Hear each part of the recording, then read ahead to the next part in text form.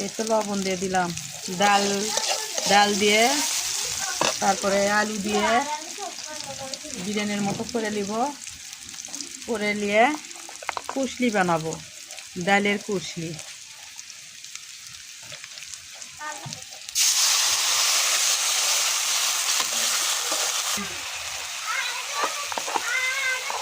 একটু রসুন বাটা দিয়ে নিলাম, আদা রসুন গেছে। এখন আলু ডাল বিরিয়ানি করে নেব, সঙ্গে থাকুন। এই তো পানি দিয়ে দিলাম সিদ্ধ হওয়ার জন্য। এই যে ডাল আলু সিদ্ধ হয়ে গেছে। এখন আমি এখানে রান্না করা মুরগির মাংস দিয়ে দিব। মাংসগুলো ছোটো ছোটো করে, এই যে কুশলি পিঠের আটা ইয়ে করে নিলাম, নিয়ে রুটি বানিয়ে নিচ্ছি, পরে আমি কেটে নেব। এই যে কুশলি পিঠে বানাচ্ছি হাত দিয়ে, কোনো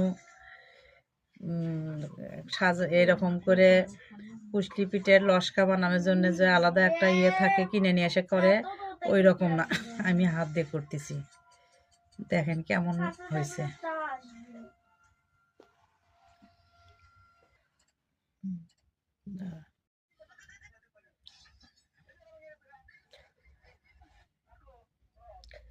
এইভাবে এইভাবে বানাবেন কুশলি পিঠা। আমরা এগুলো কুশলি পিঠা বলি, আপনারা কি বলেন অবশ্যই কমেন্ট করে জানাবেন। সঙ্গেই থাকুন, পিঠাগুলো বানালে কি রকম হয় দেখবেন। এই যে আমার কুশলি পিঠা নিজে হাত দিয়ে বানাইছি, কোনো কিছু দিয়ে বানাইনি। দেখেন কি রকম হয়েছে, অবশ্যই কমেন্ট করে জানাবেন। সঙ্গেই থাকুন। এই যে আমার কুশলি পিঠা তেলের মধ্যে দিলাম, এখন ভেজে নেব। আপনাদের দেশে কি পিঠে বলে এটা, সেটা আপনারা অবশ্যই জানাবেন। আমরা কুশলি বলি।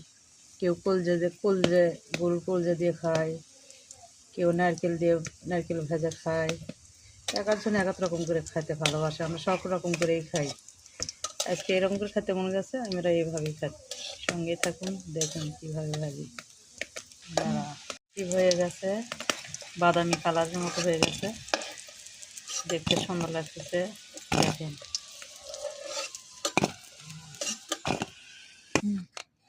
এই যে আমার কুশলি পিঠা কীরকম হয়েছে, অবশ্যই কমেন্ট করে জানাবেন।